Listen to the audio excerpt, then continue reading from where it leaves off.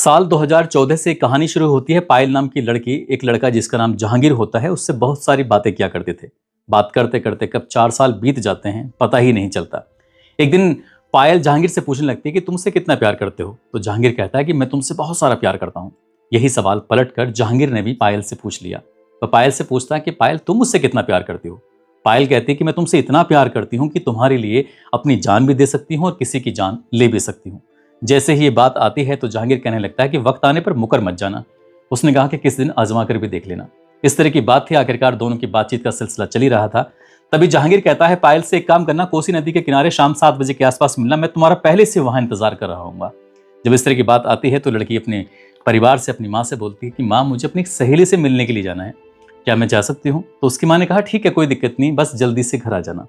उस लड़की ने अपनी माँ से इजाज़त ली और सीधा पहुंच जाती है कोसी नदी के किनारे, जहां पहले से ही जहांगीर उसका इंतजार कर रहा था और उसके हाथ में एक कुल्हाड़ी होती है। जैसे ही उसकी जो लड़की होती है पायल, वो मौके पर पहुंचती है, मौके पर आते ही उस लड़की को बातचीत करने का कोई मौका ही नहीं दिया जाता। कुल्हाड़ी से पहले उसकी गला काट देता है, उसके बाद फिर उसका धड़ा कर देता है, शरीर के 3 टुकड़े करता है। आराम से तसल्ली से बैठकर अपने कुछ दोस्तों की मदद से एक गड्ढा खोदा जाता है। गड्ढा खोदने के बाद उस लाश को दफना देता है और दफना कर अपने काम में व्यस्त हो जाता है। बात आई गई हो जाती है। वक्त धीरे धीरे आगे बढ़ रहा था और जिस दिन ये लाश निकल के बाहर आती है तो लोगों को यकीन नहीं हो रहा था, शायद ही उस शहर का कोई घर होगा जहां पर इस घटनाक्रम की चर्चा ना हुई हो। क्या है पूरी कहानी, जानते हैं। आदाब, नमस्कार, सत श्री अकाल। मैं उस्मान सैफी। उत्तर प्रदेश के रामपुर का एक थाना लगता है गंज, और गंज थाना क्षेत्र में आने वाली एक गली है जिसका नाम है हमाम वाली गली। हमाम वाली गली का रहने वाला एक लड़का, इसका नाम राहुल होता है। राहुल काफ़ी देर से परेशान था। अपनी माँ, पापा, भाई सब लोगों से बातचीत करता है। जब कहीं से कोई राहत नहीं मिलती तो सीधा वो नज़दीकी पुलिस स्टेशन यानी कि गंज पहुंच जाता है। जाने के बाद कहता है कि साहब, 1 नवंबर 2018 की शाम लगभग 7 बजे के आसपास उसकी बहन लापता हो गई है। उसे हमने हर जगह तलाश करने की कोशिश की, हर जगह ढूंढने की कोशिश की, लेकिन उसका कहीं अता पता नहीं चल रहा है। आप हमारी बहन को ढूंढ दीजिए। पुलिस वालों ने बातचीत तो पूरी सुनी थी, लेकिन बात सुनने के बाद ये भी जाना कि नाम क्या है। तो नाम बताया, पायल नाम है, उम्र जिसकी लगभग 22 साल के आसपास है। उसका एक फोटो भी दिखाया जाता है। पुलिस वाले देखते हैं, बातचीत करते हैं, लेकिन अक्सर ऐसे मामलों में पुलिस वाले गंभीरता से नहीं लेते और तरह तरह के कयास लगाने शुरू कर देते हैं। सबसे पहला कयास तो ये होता है कि लड़की जवान है, किसी के साथ भाग गई होगी। इस तरह का अपने मन ही मन में, भले चाहे कहे ना, लेकिन इस तरह की बातें, तो इसलिए वो शुरुआत में इस मामले को इस तरह से ले ही रहे थे और पुलिस वालों ने राहिल को ऐसे ही टरका कर वापस भेज दिया। ठीक है, इंतजार करते हैं, देखते हैं, आप तहरीर दे जाओ, इस तरह की बात थी। राहिल अपने घर चला जाता है, लेकिन उसके अंदर एक बेचैनी हो रही थी, परेशानी हो रही थी कि उसकी बहन आखिरकार गई तो कहाँ गई। अभी तक तो कभी ऐसा हुआ नहीं था। उसकी अम्मी, उसके पापा, उसका भाई और जो आसपास के 2-4 लोग थे फिर अगले दिन फिर से थाने पहुंच जाते हैं। अब पूरा दिन सुबह से लेकर शाम हो जाती है, लेकिन पुलिस के कान पर इस बात की जूं नहीं रेंगती है। आखिरकार परिवार वाले दुखी थे, परेशान थे। जाकर अब उनका एक सिलसिला शुरू हो जाता है। पहला दिन, दूसरा दिन, तीसरे दिन, चौथे दिन, 5वें दिन, 6ठे दिन लगातार जाते थे, थाने बैठ जाया करते थे, बड़े साहब के आने का इंतजार करते थे और साहब से रिक्वेस्ट करते थे कि साहब, बेटी लापता है या बहन लापता है, उसे आप ढूंढ दीजिए, तलाश कर दीजिए। कब धीरे धीरे करके ऐसे 12-13 दिन बीत जाते हैं, पता ही नहीं चलता।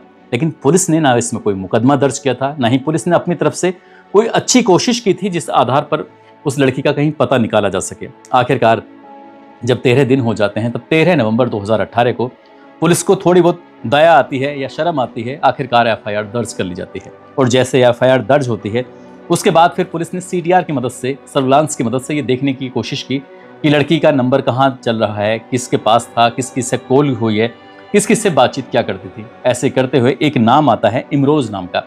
इमरोज नाम के लड़के का नाम आता है। उसको पुलिस पकड़ती है। पकड़ने के बाद उससे पूछताछ करती है। पूछताछ करने के बाद उससे पूछती है कि आखिरी बार पायल से तुम्हारी ही बात हुई थी, लेकिन वो लड़की है कहाँ, उसके बारे में मुझे पूरी जानकारी चाहिए।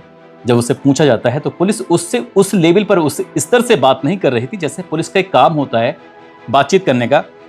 पुलिस ने यहाँ सिर्फ महज औपचारिकता निभाई और औपचारिकता निभाने के बाद इमरोज को उन्होंने जेल भेज दिया। इमरोज जेल चला जाता है। लड़की का कहीं आता पता नहीं चलता। फिर से 13, 14, 15, 16, 17, 18 इस तरह से तारीख बीतती चली जाती हैं। घर वाले फिर से थाने आ जाते हैं। थाने के सामने आकर बैठ जाते हैं, बातचीत करते हैं, बार बार पुलिस से रिक्वेस्ट कर रहे थे। आखिरकार वक्त और बढ़ने लगता है। वक्त और बढ़ने के बाद फिर उन्होंने पूछा कि आखिरकार तुम्हें किस किस पर शक है, किस पर नहीं है। तभी वो कहते हैं कि सब साल 2014 की बात है। जहांगीर नाम के एक लड़के से हमारा बेटी का रिश्ता तय हुआ था और रिश्ता तय होने के बाद इन दोनों के आपस में खूब सारी बातें हुआ करती थी और हमें पूरा का पूरा शक है कि लड़की को गायब करने में उसके मंगेतर यानी कि जहांगीर का ही हाथ है। जैसे पुलिस वालों ने ये देखा जाना तो उसके बाद फिर मंगेतर का पता करने की कोशिश की तो पता चलता है कि मंगेतर जो होता है, जिसका नाम जहांगीर होता है, वो तो सलाखों के पीछे है। किसी पुराने मामले में वो जेल जा चुका है। अब पुलिस वालों को यहाँ से कुछ थोड़ा सा शक और शुबा जो था, ऐसा लगने लगता है कि कोई व्यक्ति अचानक से ही अपनी पुरानी मामले में जमानत तुड़वाएगा और तुड़वाने के बाद वो अचानक से कैसे जेल में हाजिर हो जाएगा या सलाखों के पीछे पहुंच जाएगा। तभी इन्होंने उसे रिमांड पर लेने के लिए कोर्ट से अनुमति मांगी और कोर्ट से अनुमति मिल जाती है 3 दिन की। 24, 25, 26 नवंबर 2018 ये 3 दिन थे। अब 3 दिन में उससे रिमांड पर लेने के बाद उससे बातचीत कर सकते थे, पूछ सकते थे और वो पूछने के बाद ही बताएगा कि आखिरकार वो लड़की है तो कहाँ है, कहाँ नहीं है। पहले दिन जब पुलिस उसे लेके आती है, उससे बातचीत करती है, तो उसने वो दिन कैसे गुजार दिया पुलिस को भी एहसास नहीं हुआ। और पुलिस के सामने जब पहले भी 1-2 बार उसका नाम आया था, लेकिन पुलिस ने पहले भी इतनी गंभीरता से नहीं लिया था। उसके घर वालों ने जो भी अपनी तिगड़मबाजी लगाई थी वो तिगड़मबाजी लगा देता है, लेकिन पुलिस पर जब लगातार दबाव बढ़ने लगता है, घर वाले, परिवार वाले, शहर के लोग अब ये कहने लगते हैं कि हम सड़कों पर उतरने के लिए मजबूर हो जाएंगे अगर आपने इस मामले को गंभीरता से नहीं लिया। आखिरकार 24 तारीख जब गुजर जाती है तो 25 तारीख आती है। दोपहर का समय था जब उस लड़के ने कहा कि साहब मैंने उस लड़की की हत्या कर दी है, हत्या करने के बाद उसका जो शव है वो दफना दिया है, दबा दिया है। पुलिस वालों को लगता है कि कुछ राहत की सांस। उन्होंने पूछा कि कहाँ है, उन्होंने कहा साहब यहाँ से थोड़ा दूर पड़ेगा, यानी कि रामपुर शहर से सीधा आपको राजस्थान के अजमेर में जाना पड़ेगा, यहाँ से लगभग 650 किलोमीटर के आसपास है। पुलिस वाले जब ये बात सुनते हैं तो पुलिस वाले के एकदम से चेहरे खिल जाते हैं और चेहरे खिलने वाली बात ये थी कि अब तक जो अंधेरे में तीर चल रहा था अब शायद सही बात उन्हें हासिल हो सकती है। सीधा पहुंच जाते हैं वो अजमेर जाने के बाद जहां पे उस लड़के ने कहा कि मैंने हत्या की है, यहाँ पर उसको दफनाया गया है, वहां हर जगह ढूंढा जाता है, तलाश किया जाता है, लेकिन वो लड़का सिर्फ और सिर्फ रिमांड के जो 3 दिन मिले हुए थे, पहले दिन उसने वैसे ही गुजार दिया था, दूसरे दिन उसने जानबूझकर ये बताया था कि रामपुर से यानी कि अजमेर है, ताकि वहां जाने में वक्त लगेगा और वहां से आने में वक्त लगेगा, और जैसे आने जाने में वक्त हो जाएगा उसकी रिमांड खत्म हो जाएगी, और जब रिमांड खत्म हो जाएगी तो वो सलाखों के पीछे पहुंच जाएगा। आखिरकार जब वहां जाते हैं, वापस लौट कर आ रहे थे, तब पुलिस वालों की जो अंदर का जमीर था वो जाग जाता है। पुलिस वालों का गुस्सा बढ़ जाता है और पुलिस वालों को ऐसा लग रहा था कि ये बेपढ़ा लिखा इंसान हम लोगों को बेवकूफ़ बनाने की कोशिश कर रहा है। पुलिस वालों के पास चंद घंटे थे और चंद घंटे होने के बाद ही पुलिस वालों ने अपनी शक्ति से उसे पेश आए, और शक्ति से पेश आने के बाद आखिरकार जहांगीर से जब पूछा जाता है तो पूछने के बाद उसने पूरी कहानी उगल दी, पूरा राज उसने उगल दिया। वो बताता है कि साहब पायल उर्फ जैनब नाम की जो लड़की होती है उससे उसका रिश्ता लगा हुआ था। साल 2014 से हम लोग बातें किया करते थे, बहुत सारी बातें करते थे। बात करते करते कब उसकी बातें मुझे खराब लगने लगी, नापसंद आने लगी, इस बात का पता ही नहीं चला। और इसी बीच में उत्तराखंड के रामनगर की रहने वाली एक और लड़की से उसकी दोस्ती हो जाती है, उससे नज़दीकियाँ बढ़ जाती हैं। उसी लड़की से उसने निकाह करने की पूरी तैयारी भी कर ली थी। और यही बात जब पायल को पता चल जाती है तो ये बात पायल को पता चलने के बाद फिर पायल को बहुत ज़्यादा गुस्सा आने लगता है और पायल जिद पकड़ने लगती है कि मैं तुमसे ही शादी करूंगी, चाहे कुछ भी हो जाए। हालांकि जहांगीर ने उसे समझाने की तमाम कोशिशें की, उससे पीछे छुड़ाने की तमाम कोशिशें की, लेकिन पायल ने एक रट लगा दी थी कि तुमसे ही प्यार करती हूँ, तुमसे ही शादी करूंगी, तुम्हारे साथ ही पूरी जिंदगी जीनी है। आखिरकार जब जहांगीर लगातार परेशान होने लगता है तो जहांगीर ने सोचा कि क्यों ना इसे रास्ते से हटाया जाए। इसके लिए उसने एकदम फुल प्रूफ एकदम प्लानिंग की, और ऐसी प्लानिंग की जिससे क्या वो पुलिस को भी चकमा दे सके, और वो लगातार 26-27 दिन तक पुलिस को चकमा ही दे रहा था। आखिरकार उसने बताया कि 1 नवंबर 2018 की शाम को उसने वादा कर लिया था कि मैं तुमसे मिलने के लिए कोसी नदी के पास आऊंगी, और ये लाने की जिम्मेदारी थी इमरोज की। इमरोज को जब उस लड़की ने बताया कि फला जगह मिल जाना, तभी वो उसे बाइक पे बिठाता है। बाइक पे बिठाने के बाद रास्ते में आगे उसे जहांगीर मिलता है, और जहांगीर और इमरोज उस लड़की को पायल को लेकर सीधा पहुंच जाते हैं कोसी नदी के किनारे, जहाँ पर कृषि फार्म हाउस उनका बना हुआ था। वहाँ जाते ही पहले से ही उनका जो नौकर होता है, जिसका नाम निसार होता है, निसार ने अच्छा खासा गड्ढा खोदा हुआ था, और गड्ढा खोदने के बाद वो इंतजार कर रहा था कि वो कब आएंगे मालिक लोग। यहाँ पर जो ये इसका जहांगीर का पिता है ताहिर, वो भी मौजूद होता है, और इसी बीच में इत्तेफाक से प्रभजीत सिंह उर्फ सागर भी पहुंच जाता है, और एक रिश्तेदार होता है जिसका नाम दानिश होता है। ये कुल मिलाकर 6 लोग थे जो वहाँ पहले से मौजूद थे। जैसे ही पायल पहुंचती है, पायल ने इतने सारे लोगों को देखा, और देखने के बाद वो आश्चर्य में पड़ जाती है कि ये यहाँ पर पहले से ये सब लोग क्या कर रहे हैं। इससे पहले कि वो सवाल करती, कोई बात करती, क्योंकि उसे तो ये बताया गया था जहांगीर तुमसे अकेले में मिलना चाहता है, तुम्हारे साथ कुछ बातचीत करना चाहता है, हो सकता है कि वो प्यार व्यार की बातें करके कुछ और भी कहानी आगे बढ़ाना चाहे। और यही लड़की सोचकर उसने बहुत सारे मन में ख्वाब पाले होंगे, उसने बहुत सारी बातें दिमाग में रखी होंगी, और यही सोचकर वो अपने उस मंगेतर से मिलने के लिए गई थी। जबकि निकाह से पहले किसी मंगेतर से मिलना शायद ये गलत माना जाता है, हराम माना जाता है, लेकिन उसके बावजूद भी वो उससे मिलने पहुंच जाती है। आखिरकार जब जाती है तो उस लड़की को संभालने का बिल्कुल भी मौका नहीं मिलता। कुल्हाड़ी पहले से ही हाथों में थी और जहांगीर ने उसके एक के बाद एक 3 टुकड़े कर देता है। 3 टुकड़े करने के बाद उसकी लाश को वहां पर आराम से दफन कर देता है, दफना देता है और सबके सब लोग अब अपने अपने कामों से निकल जाते हैं। आखिरकार 27वें दिन जाकर उस लाश को जब बाहर निकाला जाता है तो 3 टुकड़ों में लाश मिलती है। पूरी तरह से सड़ चुकी थी, गल चुकी थी और जो निशानदेही के आधार पर उस लाश को कब्जे में लेकर जब बोरी में रखकर सीधा पोस्टमार्टम हाउस लेके जाते हैं तो परिवार वालों ने हंगामा करना शुरू कर दिया।